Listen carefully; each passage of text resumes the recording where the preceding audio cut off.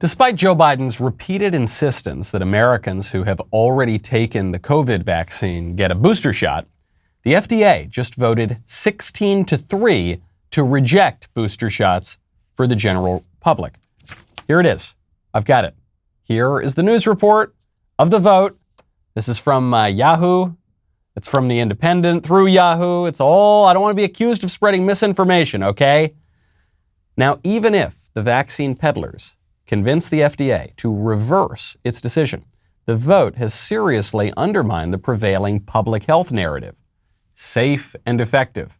The vaccines are so effective that they require a booster shot, and so safe that the FDA won't approve the booster shot for most people. Meanwhile, a fake January 6th reunion and a censored flood of foreigners across our southern border reminds American patriots that things are not always as they appear. I'm Michael Knowles. This is The Michael Knowles Show.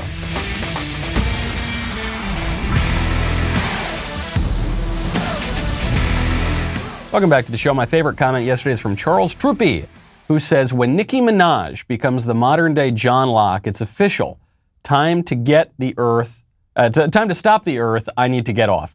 That is not fair. I actually don't think that's fair at all. Nicki Minaj makes much, much more sense than John Locke. Stop thinking like a liberal. Nicki Minaj makes a whole lot more sense than the vaunted Mr. Locke. When you want to protect your data, when you want to protect your identity in this crazy world of ours, I would strongly recommend you check out ExpressVPN. I want you to think about those things you look at online. You know, you open up your internet browser, maybe you open up the incognito browser, and you type in those websites you don't want anyone to see. I'm talking about dailywire.com, okay? Some of those conservative websites, they could get you in trouble, mister. To keep your data private, I would strongly recommend you check out ExpressVPN. I'm making a joke about if you're looking at naughty things on the internet, but increasingly, even if you're looking at perfectly wholesome things, perfectly ordinary things that are politically incorrect, that could pose a real problem for you because there are a lot of data brokers out there. Their whole business is to buy and sell your data. Worst part is, they don't have to tell you who they're selling it to. They don't need to get your consent. Use ExpressVPN. It's super easy, okay? Data harvesters use your IP address to uniquely identify you and your location. When I use ExpressVPN, I click the button, ExpressVPN goes on. It's very simple on my phone and on my computer, and then I don't need to worry about it. If you're like me and you believe your data is your business, secure it with the #1 rated VPN on the market. That's expressvpn.com/Michael. Get 3 extra months for free. That's expressvpn.com/Michael to learn more.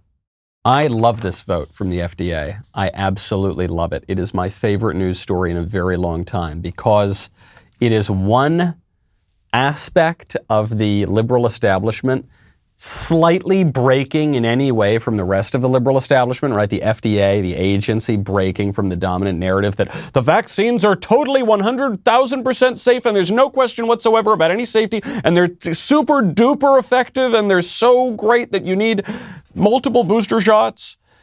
The establishment, I don't know what term to use, the blob, the ruling class, the regime, they have done everything they can to prevent anyone from questioning the narrative whatsoever. I'll give you an example of this. I got a notification on my Instagram over the weekend that Gina Carano had tagged me in an Instagram story. I said, oh, that's great. Gina Carano, this terrific movie TV star, now is doing a movie with the Daily Wire. So I look, and it was just a little video of me making fun of Dr. Fauci. I wasn't really making any claims, no scientific or political claims in there. I was just kind of doing my Dr. Fauci voice and making fun of what a jerk he is, right? So that's all that it was. And it was her posting it and saying like, haha, this is funny. So I tried to repost it, but I couldn't because there was a big warning label on this video of me making fun of Fauci's voice. And it said, for COVID information, you've got to go to the blah, blah, blah, blah, blah. So I said, well, I'm not expressing any COVID information here. I'm just making fun of this jerk in the public health establishment. So, okay, I kind of do a workaround. I go into my inbox. I find the story. I share it to my own page. And then a few hours later, I went back to look at it. I wanted to see how many people had seen it. You get these analytics from Instagram. So I looked. And I had shared 2 things to Instagram at the very same time. The first thing I shared had been seen by a little over 8,000 people. That had come from a very small account. Then I shared Gina's story. That had been seen by 58 people. That is an impossibly small number. What it says to me is something we probably all inferred for a long time, which is that if you see something on Instagram with that warning label, COVID misinformation, it's just not being shared. It's being shared to so very few people that for all intents and purposes, it's not going up. And the oligarchy, in this case using big tech as a proxy, is willing to do that even on jokes about the high priests of the regime. Then also on Instagram, try searching for natural immunity as a hashtag. So we all know natural immunity is a thing. By the way, I don't want to be accused of spreading misinformation.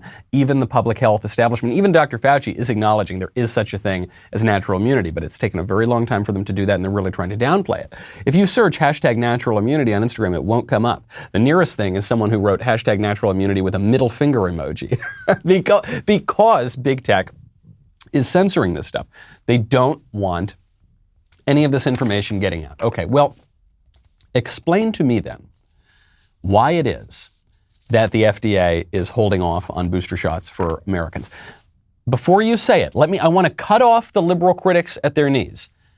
They'll probably say, well, no, Michael, it's just a technical issue, you see, because they didn't have enough data, and don't worry, the next time it goes up for a vote, it's going to pass, and this, okay, I'm not asking about any of that. I'm not asking about any of the scientific data here. I'm asking why, if it is so obviously common sense that the vaccine is 100% safe and 100% effective, why the FDA wouldn't approve it for everybody. Obviously, because they had questions about the safety of the vaccine for people under 65, for the vast majority of Americans. And as for the effectiveness, the very fact that you need the booster shot shows you that the vaccine is much less effective than we were told that it is. Some of us knew this from the beginning, and we just continued to live our lives despite the Wu flu, in spite of the Chinese cough. There's a new study out about this, not about the effectiveness of vaccines or the virulence of the virus, but about how people reacted to it. And this is going to be a really shocking study. A study that shows that conservatives, Republicans, and Christians fared much better in terms of their mental health, in terms of their stress and anxiety during the COVID epidemic, especially the early days, than did the Democrats and the liberals and the atheists. Now, these are distinct categories, but there's obviously a lot of overlap. If you're conservative, you're also likely to be Republican, you're also likely to be Christian. If you're a lib, you're also likely to be a Democrat, you're also likely to be an atheist. I mean, it's a lot of overlap here. And here's what the study showed. Quote, this study demonstrates that religion protected mental health but constrained support for crisis response during the crucial early days of the COVID-19 pandemic. Data from a national probability-based sample of the U.S. population show that highly religious individuals and evangelicals suffered less distress in March 2020. They were also less likely to see the coronavirus outbreak as a crisis and less likely to support public health restrictions to limit the spread of the virus. The conservative politicization of religion in the United States, whatever that means, can help explain why religious Americans and evangelicals in particular experienced less distress and were less likely to back public health efforts to contain the virus. We conclude that religion can be a source of comfort and strength in times of crisis, but, at least in the case of this pandemic, it can also undercut efforts to end the root causes of suffering. So I'm going to pause it right there because I totally agree with half of this survey. I agree with the thing that the survey observed, namely that stress levels were lower in people who aren't atheist libs. The stress levels were lower in people who are conservative Christians. The part I'm going to disagree with is that this undercuts the way to solve the pandemic. It didn't undercut anything. I know that people are trying to make us forget this now, and they're trying to pretend that America never locked down and we never wore masks and we never did any of this, but we did. We did everything that these idiots told us to do. We slowed the spread for 15 days. We all wore the stupid masks when we had to. We all locked down. We all shut down our businesses. We all locked ourselves up in our homes, at least to some degree, for now going on a year and a half, more than a year and a half, for no reason, because it didn't work. It didn't work at all. Now, the revisionist history of this is, we just couldn't get people to wear the masks. We did. People did wear the masks. Even me, I hated the stupid mask, but I would wear it in certain circumstances, on airplanes or whenever they forced me to. Okay, we did it, and it didn't work that well. And by the way, everyone was living their life as though this had a 50% mortality rate, and it didn't. The vast majority of people We're perfectly fine with coronavirus. So rather than say, look, religion's a good source of comfort and it keeps down your stress levels, but it also can undermine the efforts that we need to stop the pandemic. It also makes people too complacent. No, it doesn't. We were right. We were right. Coronavirus, for the vast majority of people, is just not a big deal. We were right. We should just live our lives despite the very real possibility of death. And in the case of coronavirus, the very, very low possibility of death. This drives me nuts. Jonathan Haidt did this a few years ago when he came out and gave a big TED talk about how the left doesn't understand the right, but the right understands the left. And he described all of these various metrics by which the various political groups can try to make sense of one another. And the conclusion that he drew was, or rather the conclusion from the data, was that the conservatives understand the liberals, but the liberals don't understand the conservatives. And then the political conclusion he drew was, and that's why we just need both sides, man. It's like, no, that's not why we just need both sides. The conservatives understand everything, and the libs only understand about half of everything. And so actually, maybe you should defer to the conservatives, because they're more correct. But we're not allowed to say that because we have to say that both sides are exactly the same or something. It's not true. We were right. The libs were wrong, period, okay? They make us out to be the crazies. The ruling class of this country makes the right wing out to be the crazies. In fact, as this study on stress shows, the libs are much more likely to be the crazies. And the libs are now so crazy, they're so tilting at windmills, they're so hunting for phantoms and ghosts that they're now holding their own insurrection parties to try to bait and catch people, to which nobody shows up. You know, in this wild, crazy world with a wild, crazy economy, you really ought to check out Acre Gold. When things are going crazy in the economy, it's very important that you can hedge your bets against inflation. One great way to do that is with physical gold. Now, I know what you're thinking. Michael! What? Michael, I can't invest in physical gold. It's too expensive. No, calm down. Michael, there's no way. Yes, you can. You can.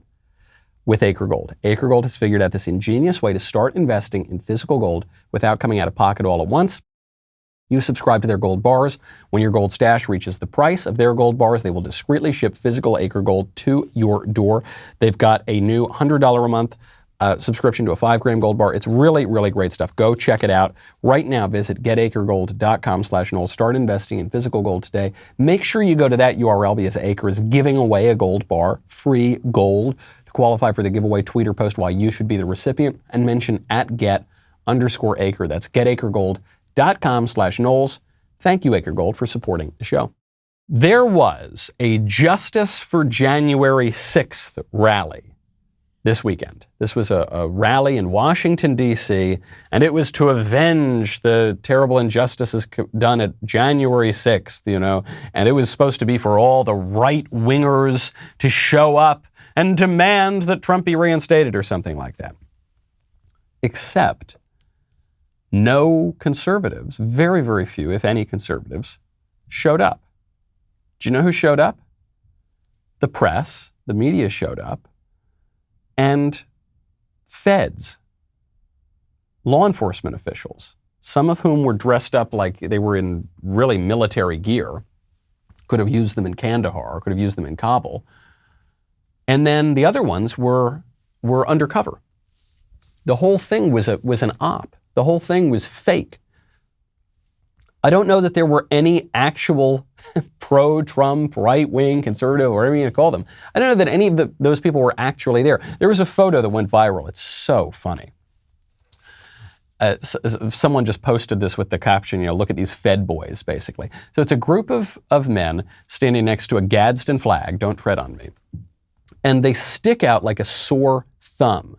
Okay, the term for people like this is glowies. This is the online slang. Glowies meaning federal agents who are trying to pose as whatever, insurrectionists, terrorists, criminals, but they stick out like a sore thumb. They glow in the dark, okay? So these guys are all wearing not quite matching, but almost matching clothing. Tight jean shorts, almost all of which have the cuff rolled up at the bottom. All similar style shirts without any labels on them, all wearing the same watch, a non-Apple smartwatch, looks like a Garmin, all wearing basically the same sunglasses, if not exactly the same sunglasses. One of them went to the trouble of getting a fascist haircut. You know, it's really thin on the side and then a little longer on top. But he didn't get it early enough. Like, clearly he went down to the Pentagon barber that afternoon because because that part of his hair that had been shaved off is extremely white compared to the rest of his skin. So it was a very recent haircut. And they're all kind of checking around, checking their six, a lot of situational awareness. Not one of them has any tattoos. Not one of them is wearing a Trump shirt or anything like that. It's pathetic. Now, I guess there's a chance that these are legitimate protesters. Oh, they're wearing black dress socks. Some of which are a little bit short, but the one guy forgot to change over at Langley, so it's a little bit longer. And they've all got something sticking out of their pocket, presumably some kind of firearm. If it's not a and by the way, it's illegal to have that firearm there. If it's not, I believe it's illegal. I think they're on grounds where that would be illegal. If they're not carrying that, or so presumably they're law enforcement. If not, it sure looks like one. All matching. It's just so fake. The only thing that really gives me hope here in this picture is how incompetent they are. By the way, here's my further evidence, because I don't want to seem like I'm a conspiracy theorist. So we're getting conflicting reports, but there were as many as 4 arrests made during the rally. So just 4 arrests made during the rally. And they may very well all have been arrests of law enforcement people, because we have video of one of the arrests, and you can actually see in the video of the arrest, the guy who's being arrested pulls out his badge. So he's pulling out a badge, and the rest of law enforcement is there, and they're, kind of dragging him, and then they drag him off, and it's very, very silly and very, very fake. Authenticity is a very difficult thing to fake, okay? So this is showing, as I think many of us would have inferred from some of the January 6th stuff, that the federal government has an interest in trying to provoke these sorts of incidents. I mean, this is why I'm not saying the Ku Klux Klan doesn't exist. I'm just saying it's about 97% FBI agents or 99% FBI agents. I mean, it's all, it would seem to me, just a kind of farce. It's all play acting, okay? Authenticity is very hard to fake, though, even beyond the silly, rally for January 6th. Hey, do any of you fellow dissidents want to commit acts of domestic terrorism? Hey, come on, do it. Do it. It's like poking the guy with a stick. But you'll see this in regular politics, too. I saw 2 campaign ads over the weekend that I think will show you the distinction we're talking about here. The first one was from the much maligned Congresswoman Marjorie Taylor Greene. Marjorie Taylor Greene airs this ad to convince people of her toughness on socialism. Nancy Pelosi is sneaking the Green New Deal into the $3.5 trillion budget. And in 2022, I'm going to blow away the Democrat socialist agenda.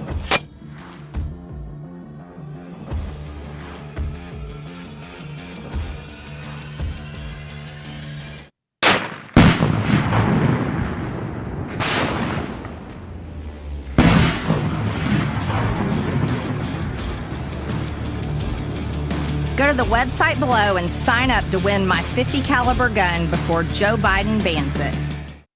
Okay, I love this commercial.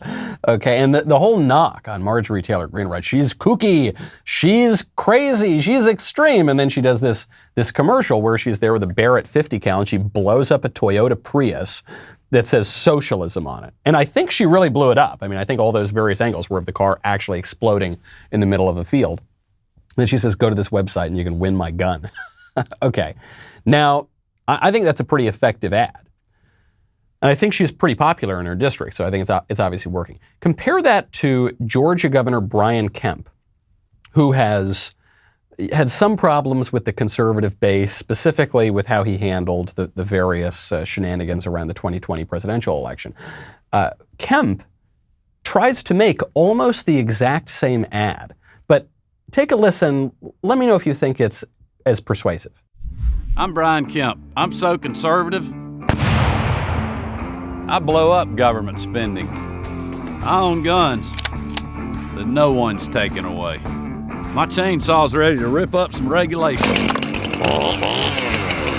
I got a big truck, just in case I need to round up criminal illegals and take them home myself. Yep, I just said that. I'm Brian Kemp. If you want a politically incorrect conservative, that's me. I don't think the cringe is ever going to leave my face. You know how when you were a kid and your mother said, don't cross your eyes, they'll get stuck that way. That's what's going to happen to the cringing that's happening on my face right now from watching that commercial. Brian Kemp has to open up with this phrase. 3 words. I'm so conservative. Right? You'll notice Marjorie Greene doesn't open up with I'm so conservative because people know. Okay, that lady, she had a big sign that said transgenderism is fake or some version of that outside of her congressional office, which was right across the street from some huge pro-trans activist, okay? Right across the hallway. So she lays it all on the table, okay? She doesn't need to say, I'm Marjorie Greene and I'm so conservative. So Brian Kemp does. And says, I blow up government spending. But he didn't blow up government spending. Something exploded behind him, but notice, he didn't shoot it. He wouldn't want to be caught firing a gun. That could be misinterpreted by people, right? So they both blow something up, but with Brian Kemp, it just happens behind him. With Marjorie Greene, she pulls the Barrett 50 cal. Then he says, I've got my guns that nobody's taken away. Again, but you see, he'll hold the gun then. He'll blow something up, then he'll hold the gun, but he certainly won't shoot the gun. Then he moves on, he says, and I've got this big truck. You know, it's like a Saturday Night Live parody of a conservative commercial. He goes, I've got this big truck in case I need to round up any criminal illegals. Listen to that phrase. Let that sink in. Criminal illegal. A little redundant, wouldn't you say? Those words mean the same thing. It's in case I need to round up any illegal illegals. But what he's doing here, it's a very specific wording. He's not saying he's going to round up all the illegals. He's going to round up only the illegals who are committing additional crimes who are here in the United States, which of course he's not going to do. Then he says, I've got this chainsaw to rip up regulation. You know, this kind of 90s and 2000s, just like we need to privatize everything and that's going to lead to a conservative country. And then after he said the illegal line, what did he say? He said, yeah, I really said that. Yeah, I'm really impressed with myself because, hey, I know how out there that was. Yeah, if you want a politically incorrect governor, vote for me. Now, look, I'm not making any comment about the efficacy of Marjorie Greene or Brian Kemp in office. I'm not making any point on their record. I'm making a point on authenticity. Marjorie Greene really is who she says she is. Brian Kemp is not. He is playing a role. He's playing this rowdy, rough, tough conservative, but it's not real. Some operative in Washington, D.C. wrote that commercial and didn't do a very good job about it. And I think what we're seeing right now with what happened at the fake January 6th rally and what's going on right now with the public health narrative collapsing, we are now seeing more clearly than perhaps ever before the stark difference between the appearances and the realities of our political situation. Ben is coming up. He's going to be talking about how the border is wide open. We're going to be talking about that in just a second, so go check out Ben's show for sure. And we'll be right back with a lot more.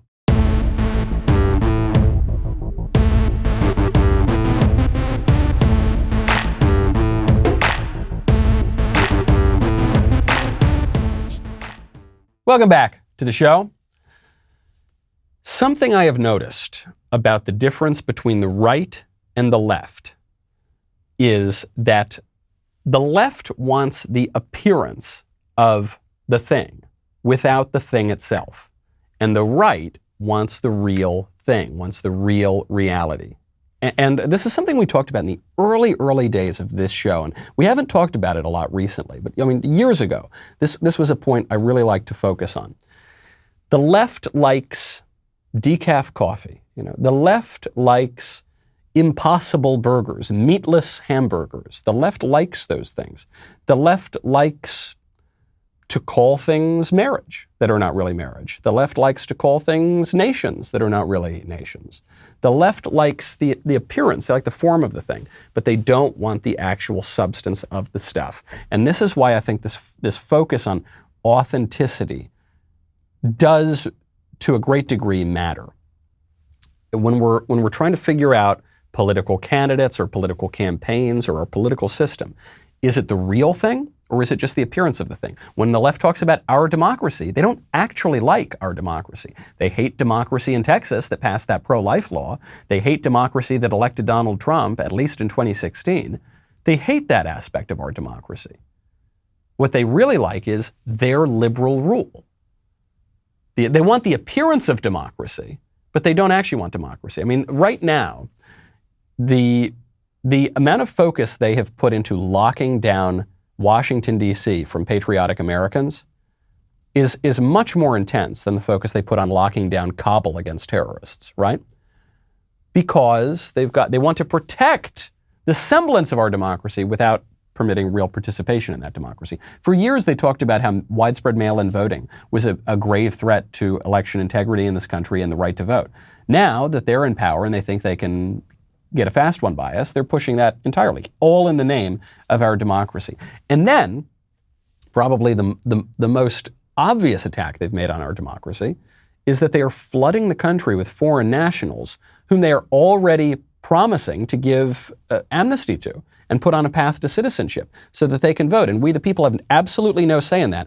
And every single illegal alien who comes into this country and is put on a path to citizenship takes away one vote from an American. Every single one. And how many? We have, 11 million, 20 million? How many illegal aliens are there in this country? Maybe more than that. And it's not just as though this is a persistent problem that keeps on and keeps on and keeps on. Right now, we are seeing a flood of illegal aliens come across the country. Fox News, got to give them credit. They had a drone that was flying over the Rio Grande to show this flood, this unceasing flood of foreign nationals pouring into our country. The FAA grounded the drone. Why? Because of the fears of the drone, that the drone was going to harm the illegal aliens or something like that? No, it's because they didn't want the press to cover this incident. So then Fox News later went up in a chopper and started covering what went down.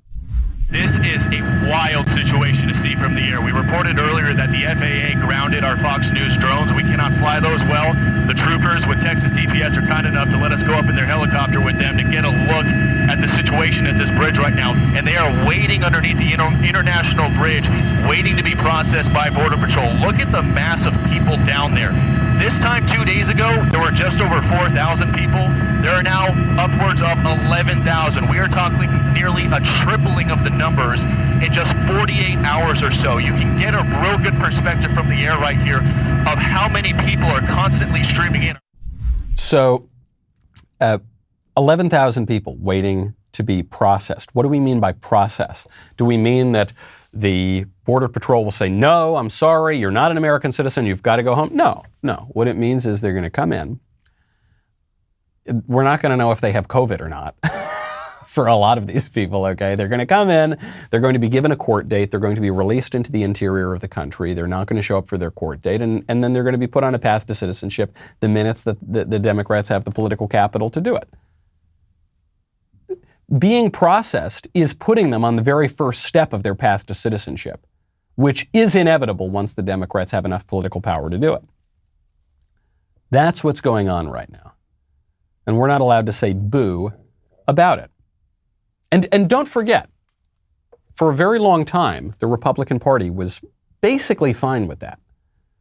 The argument was not between more immigration or less immigration, but between more immigration that is mostly illegal or more immigration that is mostly legal. But no one, it's a fake debate.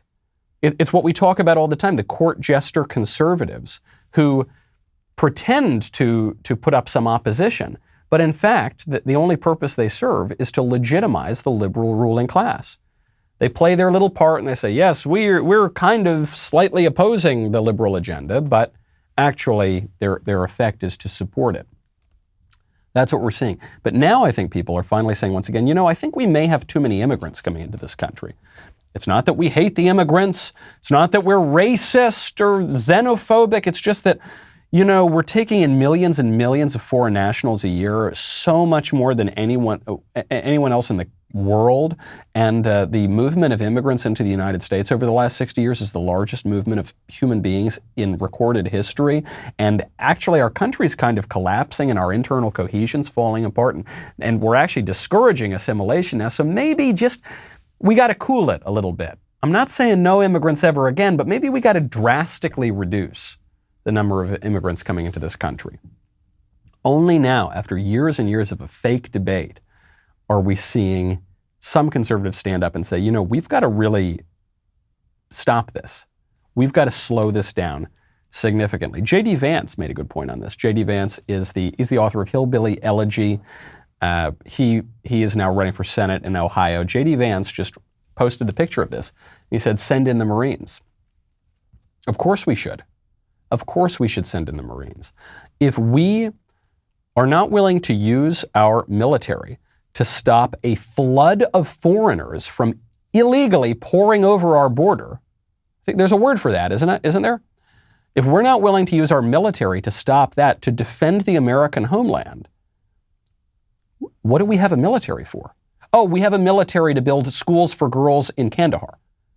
Right? That's what we've been using the military for. We have a military to go hoist the pride flag on the embassy in Kabul. But we can't use our military to protect the American homeland against millions of foreign nationals who are pouring in to force themselves to become American citizens over time with the help of the liberal ruling class. Send in the Marines, of course, to stop this. But that would undercut what is now the agenda of Border Patrol and the immigration law enforcement authorities, which is not to enforce the law, which is to obliterate the law and release these foreigners into the United States. And the American people don't get to say boo about it. It's enough to make you wonder how long the country can persist. Some people are looking at this collapse of any kind of unity in the country, and they're saying this is a bad thing. This isn't good when the country is being torn apart at the seams. Some people are saying maybe it is a good thing. Comedian Sarah Silverman came out on her podcast and said maybe it's time for a national divorce. I mean, this may be a negative thought, or maybe a positive one. I don't know. But if people aren't getting along, like in relationship, they break up, you know? So like, why don't we just finally just realize that these states aren't working and like divide up into like 2 or 3 countries of like USA 1 and USA 2. And they can be USA 1. Like the conservatives can be USA 1 because they love being number 1 and it means something to them. And I'd love to have that be theirs. They can be USA 1, we'll be USA 2, and we'll be allies. And you'll come over here and we'll go over there. And, you know, when you come to many times when you go to a different country, you have to get a vaccine. That's that. And that's that. And we'll be allies. You know, just like countries that separate are famously allies, like India and Pakistan. You know, we'll just be allies like India and Pakistan. Well, that'll work out well, right? What Sarah Silverman is suggesting here is not just being promoted by people on the left. It's being promoted by people on the right, too. Time for a national divorce. Time for a split. Balkanize the country. Rip the country apart. That'll solve our problems. Let's just do it. Who cares? That is the liberal or libertarian answer to our national problems. And as such, it's totally wrong. I think there are 3 ways of looking at the national problems, the problems of national cohesion right now. There's the left-wing way, which is dominate the conservatives, make them go along with our way of thinking, and run the country. Then there is the sort of libertarianish way, which is, hey, let's just split. Let's just split, guys. Come on. If we're not enjoying it anymore, it's social contract. Let's just rip it up and start again. And then there's the actual conservative way, which is, no, how about we rule? How about we rule the country and bring this country back into line? When we ruled the country, things were relatively better, and so let's try to do that again. That's the conservative way. It's not just live and let live, man. It's not just, hey, you don't like us anymore, let's just split up the country. You can have California, we'll have Texas. It is, no, this is a country. if we start splitting up the country now, it's going to end with 330 million different countries. Okay, it's going to end, everyone's going to split. Texas is going to split in 2, then it's going to split in 4, then it's going to split in 16, and it's just going to keep going on that way. Anytime anyone has a disagreement, because no one's going to have the guts and the chutzpah and the vision to rule, and so that's it. And then we'll just have a zillion countries, and then China will invade, and that's it. No, or we're going to rule the country. I love, Sarah Silverman gives a very good analogy here. She says, it's like when people are in a relationship and they don't like each other, they split up. But now a country is not like your middle school girlfriend, okay? It's not like your middle school relationship. It's not just like, well, 1 month you're dating this person and the next month you're dating that person. A country is like a marriage. And I know that there are many liberals and libertarians today who believe, look, if you don't like your wife, just leave her. Just split. If you guys aren't having fun, have a no-fault divorce, just split. It's no big deal. All that matters is pursuing your own pleasure. That's not the conservative view of things. If you are having trouble in your marriage, fix your marriage. How about if you're having trouble with your marriage, how about you lead your household? How about that crazy? I know you're not allowed to suggest that anymore, but I think that would be the right thing to do. A national divorce is not only impossible, I don't think it generally works, but implausible at least, but if there were to be such a thing, people would die. And there would be lots of messy, ugly things, and we would not be allies. We would almost inevitably go to war. The country did try to split one time, didn't turn out very well. And that would be that. So are you really willing to go out and shoot your neighbor over some, because I'm not. Not yet anyway. I don't think we are at the point where we need an actual split, an actual civil war. I don't think we should do that. I think we should just have a nation and insist upon over the protestations of not just libertarians, but the liberal ruling class. We need to insist upon a nation with national unity, with a vision of the good that is not evil, and actually just do it and insist upon borders and deport foreigners and have standards and enforce those standards and actually have a good country. That's what we need to do. I know it's the most radical solution of all, is actually have a country. The answer to leftist predations is not to split. It is to beat the left. Think about this. We talk about abortion. They say, okay, so half the country wants to kill babies, half the country doesn't want to kill babies. So let's just split. So hold on, your answer to half the country's killing 1 million babies a year is let them do it? That's not my answer. Even far short of killing babies. Right now, there are videos going around of the left forcing cute little kids to wear masks for absolutely no reason whatsoever, other than their own enforcement of their authority. They're forcing these masks on these little kids, and our answer is what? We're just going to let them do it? I don't think so. A video has gone viral of a daycare worker forcing a little kid, I don't know, how old is this kid, 2 or 3 years old, to wear a face mask. Put your mask on. No, you gotta wear it on, honey. No, you gotta keep it on. Put your mask on. There you go. Keep it right there. Yay, Mason! Yay! Keep it on, Mason. Look, we're gonna keep it right here. Nope.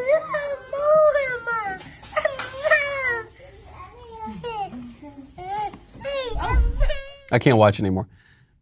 That woman who is doing this should not only be fired, she should be, in a just society, she would be arrested, tried, and banished to some Pacific island as far away from civilization as possible. This is insane behavior. One, we know statistically from the data that children are very, very, very, very, very, very, very, very unlikely to face any serious consequences of the coronavirus. Now, if you're saying, well, the kid has to wear the mask to protect the adults, we were just told that the vaccines are extremely effective at preventing the people who receive the vaccines from facing serious consequences from coronavirus. Presumably, all of those adults have had the vaccine. And if they won't get the vaccine, then surely the answer to protecting themselves is not to muzzle up a little kid who doesn't even know what's going on. That's sick. That is sick behavior. That's sick people in a very sick country doing very sick things. The answer to that is not, well, let the libs do whatever they want. Well, live and let live. Gosh, I'm going to avoid New York, huh? Let's just split the country in half. The answer is hold these people to account and pass laws. Not that that's the actual way that we're really governed much anymore by passing laws. It's usually through some random agency. Actually, that's where the vaccine mandate's coming from, some random, unaccountable executive agency. But do what you can, wield political power in such a way that that kind of behavior is illegal and that when people do it, they face consequences for it. Offer a standard, offer a political vision, and then have the guts, have the spine to actually enforce it.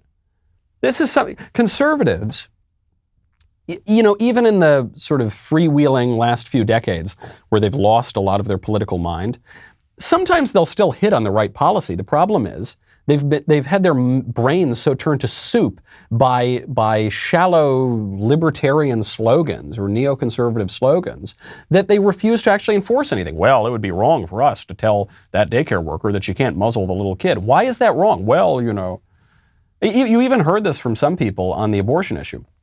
Well, look, I oppose abortion because I don't think it's good to kill babies, but I would never impose my view on others. Well, why not? You impose your view on murder laws, on some murder laws at least.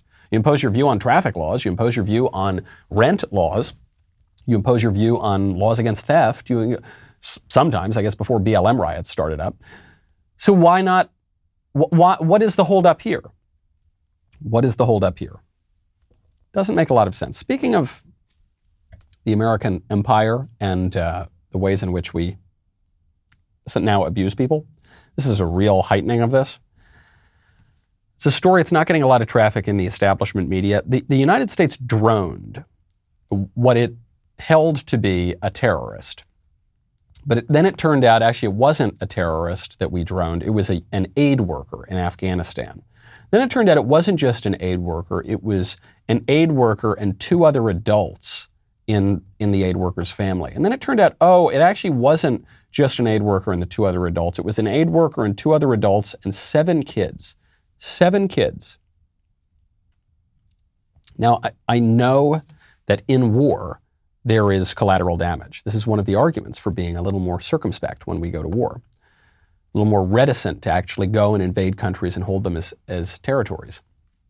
7 kids. If you have ever had a kid, think about it. The child is conceived.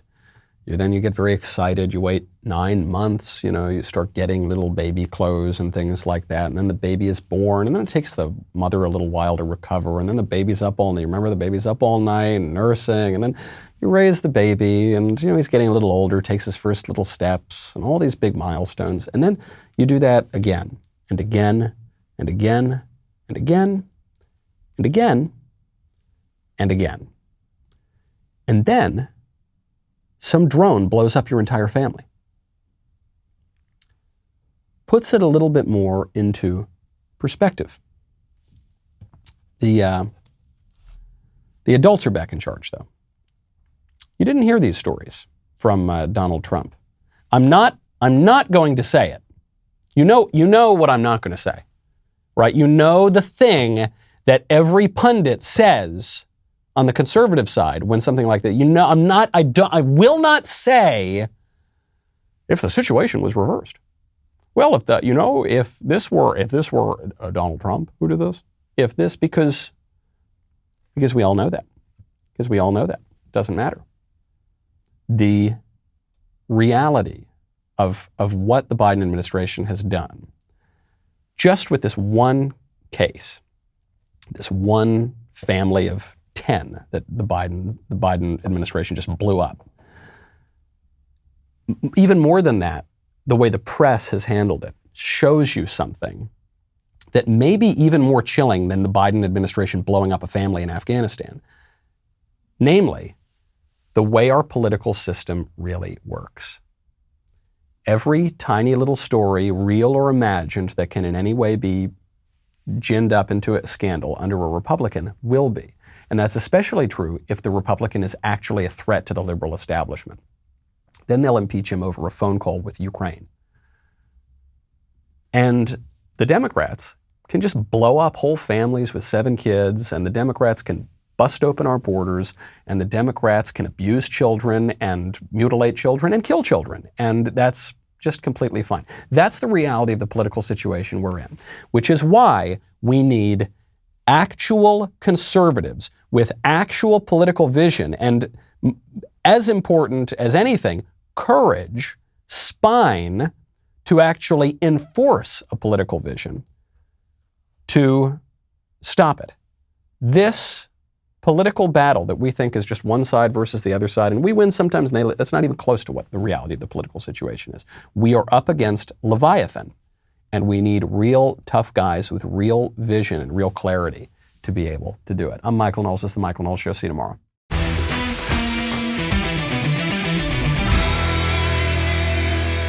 The Michael Knowles Show is produced by Ben Davies. Executive producer, Jeremy Boring. Our technical director is Austin Stevens. Supervising producer, Mathis Glover. Production manager, Pavel Vidovsky. Editor and associate producer, Danny D'Amico. Associate producer, Justine Turley. Audio mixer, Mike Coromina. And hair and makeup by Nika Geneva. The Michael Knowles Show is a Daily Wire production. Copyright Daily Wire 2021. On the Matt Walsh Show, we talk about the things that matter, real issues that affect you, your family, our country, not just politics, but culture, faith, current events, all the fundamentals. If they matter to you, come check out the show.